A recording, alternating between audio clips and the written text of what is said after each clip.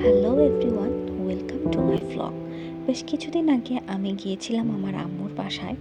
আমার খালামণিরা এবং মামা এসেছিল আমার আম্মুর বাসায় ঘুরতে এবং সবাই একসাথে থাকবো এই জন্য আমিও চলে গিয়েছিলাম আম্মুর বাসায় থাকার জন্য। সো ফার্স্টে গিয়ে আমি আম্মুর বাসায় রুমগুলো একটু গুছিয়ে নিয়েছিলাম, যেহেতু গেস্ট এসেছিলো এবং এলোমেলো হয়েছিল। সো একটু গুছিয়ে নিলে রুমগুলো দেখতে একটু ভালো লাগে, নিট অ্যান্ড ক্লিন লাগে। এরপর আম্মু এখানে নাস্তার প্রিপারেশন নিচ্ছিল।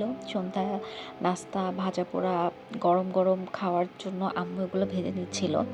নাস্তাগুলো ভাজার পর আমি সেগুলো সুন্দর করে একটু ডাইনিং টেবিলে সার্ভ করেছিলাম।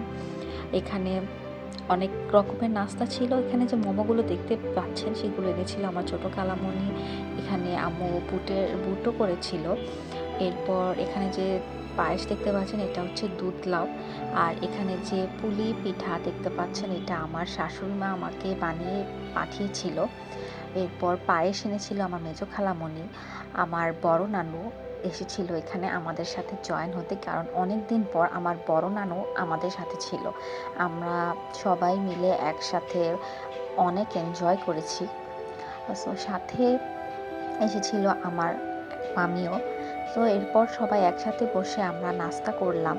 সব আইটেমই নিয়ে নিয়েছিলাম, সবাই মজা করে খেয়েছি। সবাই একসাথে খাওয়া দাওয়া করার পর কিছুক্ষণ গল্পগুজবও করলাম।